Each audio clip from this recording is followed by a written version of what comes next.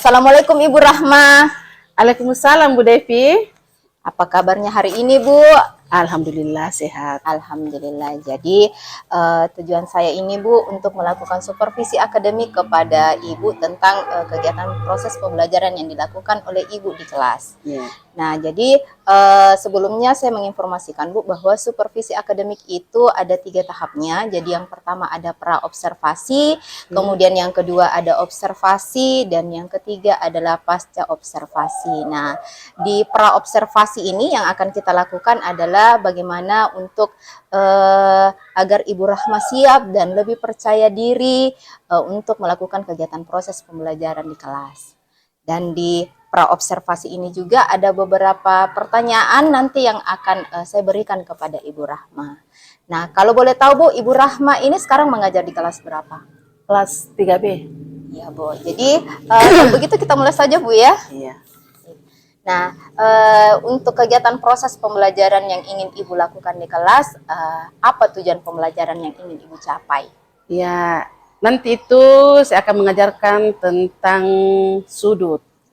Di mana dalam sudut ini yang ingin saya capai, anak-anak bisa memahami dan bisa membedakan yang mana itu sudut tumpul, sudut lancip, dan sudut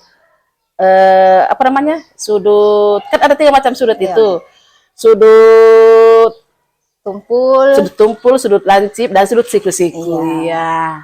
Jadi itu adalah tujuan pembelajaran yang ingin Ibu capai. Nah, untuk mencapai tujuan pembelajaran itu Bu, pasti Ibu punya strategi dong ya. Ini apa strateginya Bu?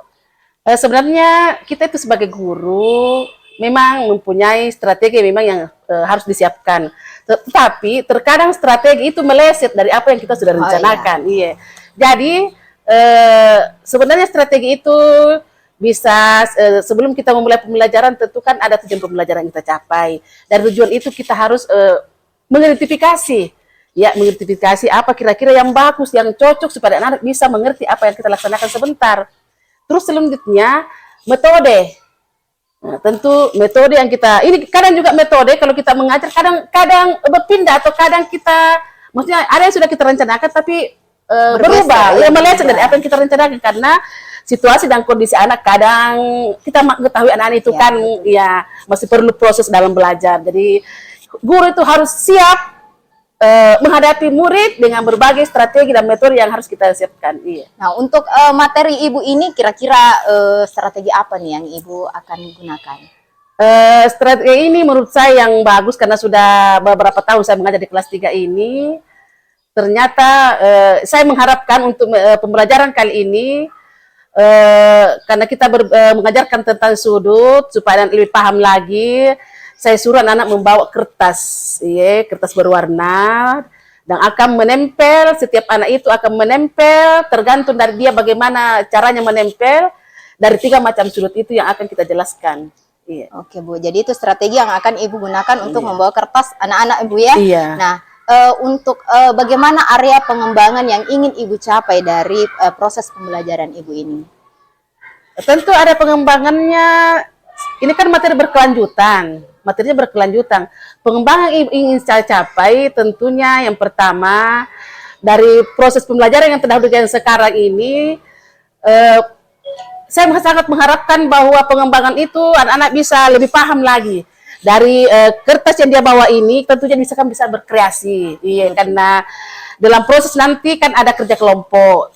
Kita ketahui bahwa dalam kerja kelompok itu kan terkadang anak yang tidak aktif, tidak semua anak akan aktif di situ. Jadi dalam pembelajaran terakhir, plan terakhir yang akan saya lakukan, anak-anak saya suruh membuat 3 macam sudut itu dengan tanpa bantuan orang lain. Iya, disitulah mudah-mudahan akan berhasil. Amin, amin. Jadi dari kegiatan proses pembelajaran Ibu nanti yang akan dilakukan kapan nih? Ceritanya akan Ibu laksanakan? Hari ini juga bisa. Oh, hari ini. Jadi kalau Ibu bersedia silahkan. Insya Allah saya punya waktu Bu. Jadi untuk kegiatan supervisi akademik ini bisa kita lakukan hari ini dan di kelas Ibu. Iya, silahkan. Iya, baik Bu. Terima kasih Bu atas waktunya. Terima kasih juga atas kesempatan yang diberikan kepada saya. Iya.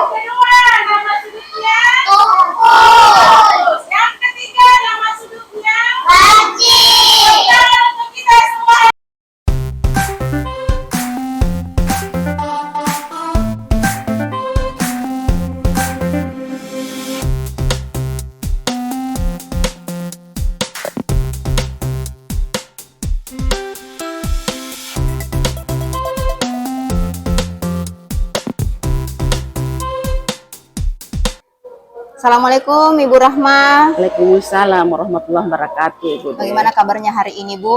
Alhamdulillah. Sehat. Alhamdulillah, kabar baik, Bu ya. Jadi kita sudah sampai di tahap yang ketiga ini, Bu ya, karena sebelumnya kita sudah melewati pra-observasinya, kemudian observasinya, dan yang terakhir ini adalah di pasca observasi. Nah, di pasca observasi pun ini akan saya berikan beberapa pertanyaan, Bu ya, terkait dengan kegiatan di observasi kita. Baik, Bu, bagaimana perasaan Ibu setelah supervisi yang dilakukan kemarin, Bu? Alhamdulillah, sangat bangga sekali karena bisa membantu CGP ini untuk berkontribusi di dalamnya. Iya. Baik, Bu. Kemudian apa harapan Ibu terkait percakapan kita hari ini? Harapan saya semoga proses pembelajaran yang terjadi di kelas bisa lebih maju, lebih meningkat, sehingga apa yang kita harapkan bisa maksimal. Iya. Jadi tujuannya itu, Bu ya, harapannya. Kemudian bagaimana pendapat Ibu terkait supervisi yang kita laksanakan waktu di hari Rabu itu, Bu? Terkait dengan supervisi yang dilaksanakan itu, saya merasa bersyukur sekali karena dapat menambah wawasan saya sebagai saya pribadi sebagai guru, bisa menambah wawasan tentang hal-hal yang perlu saya perbaiki, hal-hal yang perlu saya laksanakan. Ya, saya kira hanya itu. Ya. Untuk selanjutnya, Bu, ini kita berbicara dengan proses pembelajaran yang Ibu lakukan pada saat itu, yang pembelajaran matematika, Bu ya. Ya.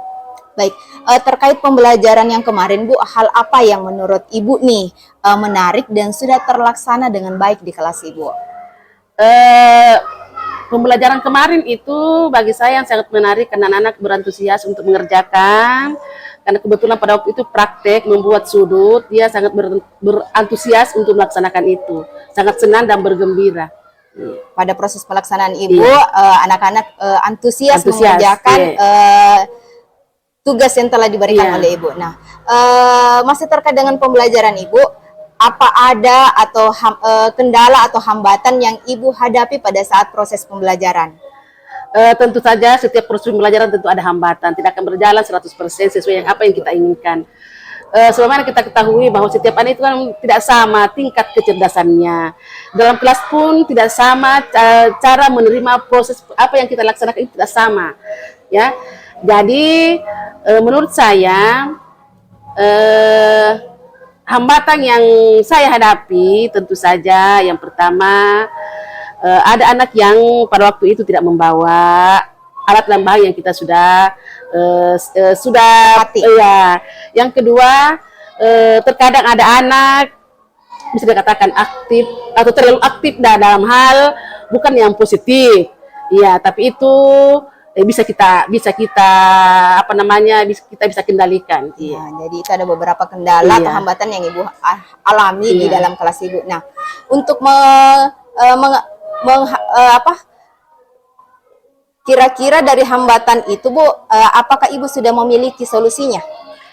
Ya, alhamdulillah kalau sesuai dengan hambatan yang saya temukan kemarin itu, solusinya untuk pertemuan berikutnya, misalnya anak yang terlalu aktif ke hal yang negatif, kita kelompokkan ke teman yang aktif dalam hal positif. Artinya dalam hal ini ada tutur sebaya.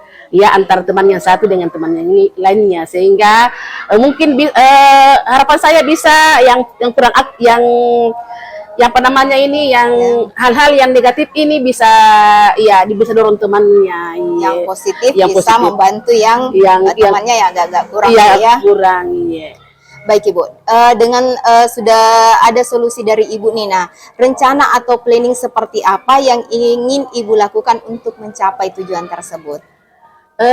Rencana saya untuk tahap pertemuan berikutnya tentunya saya sudah mengantisipasi karena ada beberapa kendala ini, tentu jauh sebelumnya harus diinformasikan kepada anak kesiapan anak-anak dalam menerima nanti pelajaran, ya agar apa yang dilaksanakan kemarin itu tidak terulang lagi. Baik, Bu. Jadi ada solusi tadi yang sudah Ibu lakukan, ada rencana yang Ibu sudah planning ke depan. Nah, apa yang menjadi ukuran keberhasilan Ibu untuk rencana tersebut? Ukuran keberhasilan saya tentunya pada pemberian materi, tentunya anak-anak diharapkan untuk bagi saya anak-anak yang kurang aktif bisa kembali, tidak mengulangi perbuatannya. Terus anak-anak yang ini harus tersebaya seperti yang tadi, supaya keberhasilan dalam tingkat pembelajaran itu bisa meningkat. Iya. Kemudian bagaimana Ibu mengantisipasi agar tidak terjadi kejadian seperti itu lagi, Bu? Tentunya selain tutur tersebaya tadi, tentu ada bimbingan khusus. Ya, karena saya itu biasa terkadang ada tambahan belajar. Iya, tambahan belajar saya panggil anak-anak tertentu untuk menambah 10 sampai 15 menit sebelum pulang itu ada tambahan, memang ada informasi ke orang tua bahwa anaknya akan tinggal dulu beberapa menit di sekolah untuk menambah ilmu yang tadi kayaknya kurang belum ya dipahami oleh siswa. Jadi tambahan belajar, tambahan Bu ya. Belajar, iya. Kemudian kira-kira dari rencana ini, Bu, adakah rentan waktu tertentu yang Ibu targetkan? Sebenarnya untuk rentang waktu tertentu kita sebagai guru kalau memang menuntut keberhasilan 100%. Ya, tapi ceritanya ini kalau rentang waktu itu pembelajaran berikutnya kita maksimalkan.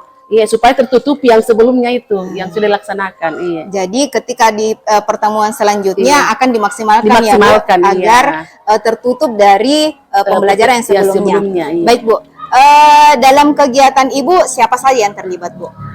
Tentu saja yang berperan penting adalah murid dengan bantuan gurunya. Iya, betul, Bu, dalam kegiatan proses pembelajaran, Bu ya.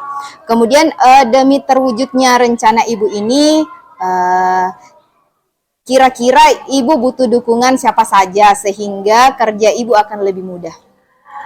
Tentu saja proses pembelajaran tidak akan berhasil dengan baik tanpa dukungan orang tua. Jadi di sini dukungan orang tua sangat berperan dalam proses pembelajaran yang ada di sekolah.